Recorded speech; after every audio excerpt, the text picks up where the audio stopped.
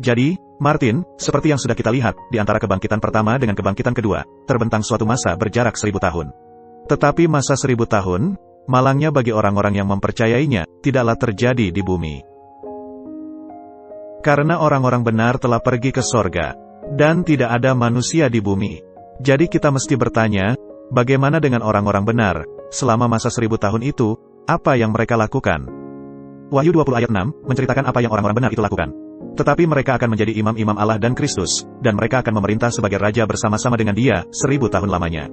Nah, Martin, ketika Anda memerintah bersama seseorang, apakah itu artinya ada kaitannya dengan pemerintahan? Ya. Nah, Martin, orang-orang benar. Apakah mereka sekarang menjadi pemerintahan sorga dan menjadi penguasa atas para malaikat? Tidak.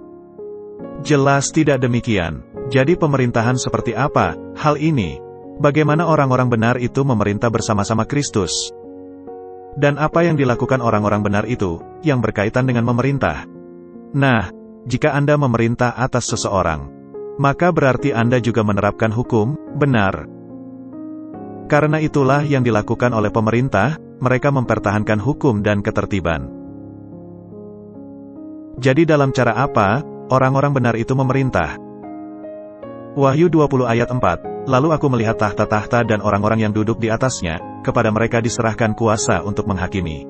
Ini ayat yang sangat penting, dan ini juga mendukung ayat Daniel 7 ayat 22, dan penghakiman diserahkan kepada orang-orang kudus.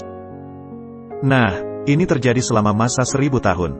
Nah, jelas, semua orang telah dihakimi, karena orang-orang benar telah dibangkitkan. Jadi mereka pastinya, telah dihakimi.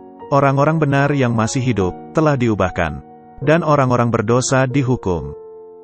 Dan orang-orang berdosa mati, dan tidak dibangkitkan. Jadi penghakiman telah terjadi. Vonis telah dijatuhkan. Dan siapa yang menjatuhkan vonis? Yesus Kristus. Bukankah Alkitab berkata, seluruh penghakiman telah diserahkan kepada Yesus Kristus? Ya. Jadi Yesus yang telah menghakimi semua orang. Martin, Anda mesti masuk dalam penghakiman itu. Tetapi penghakiman yang terjadi, sebelum kedatangan Kristus, yaitu dalam penghakiman penyelidikan. Karena jika Kristus tidak memberikan penghakiman demi keuntungan Anda, selama fase penghakiman penyelidikan, Anda tidak akan masuk ke dalam penghakiman ini, yang diserahkan kepada Anda. Baiklah, dalam cara apa hal ini terjadi? Jelas bahwa orang-orang ingin tahu, bagaimana cara Allah menghakimi. Mengapa Allah menghakimi dengan cara Allah? Jadi, dengan kata lain, saya menyebut hal ini sebagai penghakiman verifikasi, penegasan. Umat-umat Allah, akan memiliki kesempatan untuk melihat, mengapa Tante Mary, dan Tante Sophie, dan Paman Tom, yang nampaknya orang-orang baik, tidak masuk ke sorga, dan mengapa Manasye, yang membunuh begitu banyak orang, dan Raja Nebukadnezar, Raja Angku Babel,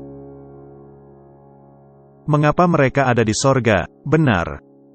Dan mengapa adanya orang-orang yang tidak masuk sorga, dan yang ada di sorga?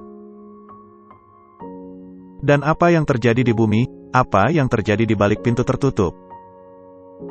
Apa yang terjadi dalam pertemuan-pertemuan rahasia, ketika agenda tertentu direncanakan? Apa saja yang dilakukan secara rahasia, akan diungkap, dan akan diserukan dari atap rumah. Jadi, sekarang, penghakiman diserahkan kepada mereka, dengan semua kitab-kitab yang ada. Anda bisa meneliti, dan mengetahui secara tepat, apakah penghakiman Allah, memang benar-benar adil.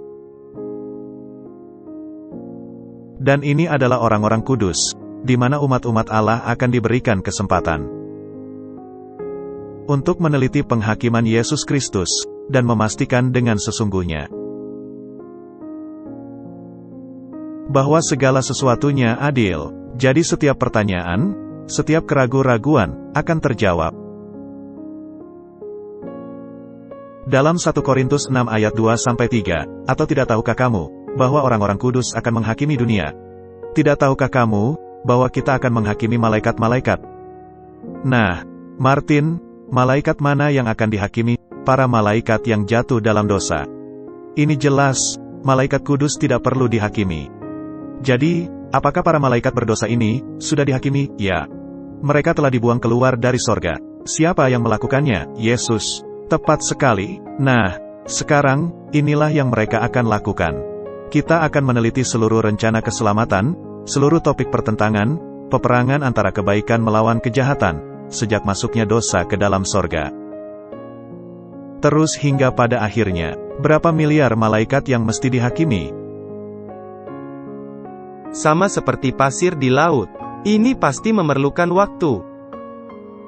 Dan setiap nuansa sejarah. Tidakkah akan menarik, apa yang terjadi di belakang layar, dalam koridor atau ruang tertentu? Bukankah akan menarik untuk mengetahui sejarah yang sesungguhnya? Dan ada pertanyaan terakhir, apa yang terjadi kepada Kennedy? Apa yang terjadi kepada Abraham Lincoln? Apa yang terjadi kepada berbagai bangsa di Eropa? Apa yang terjadi dengan sistem keagamaan dan sistem sekuler? Apa yang terjadi di Afrika? Apa yang terjadi di Afrika bagian selatan? Semuanya merupakan pertanyaan-pertanyaan amat menarik. Kita akan sangat sibuk, dan kita mesti menghakimi sesuai hukum. Benar. Jadi itu aturannya, itu yang dipakai oleh Yesus. Jadi, penghakiman akan menunjukkan bahwa Allah telah melakukan segala sesuatunya untuk menyelamatkan semua orang. Tetapi tetap akan ada tanya-tanya. Tanda tanya itu adalah, bagaimana jika saya bisa menggapai orang itu? Pastinya, jika mereka bisa melihat dengan jelas, mereka akan berubah pikiran, benar. Dan ini memerlukan kebangkitan yang kedua. Dan tentu saja, keadilan menuntut bahwa orang-orang berdosa mesti menghadapi akibatnya, dan diberi informasi yang berkaitan dengan mengapa dan di mana mereka telah mengambil keputusan mereka, benar. Ini memerlukan kebangkitan kembali. Ini memerlukan para penguasa tirani dunia, agar dibangkitkan kembali. Untuk menghadap sidang pengadilan yang tidak bisa disesatkan, benar, ya. Dan bahkan para malaikat, mesti menghadap sidang pengadilan. Benar.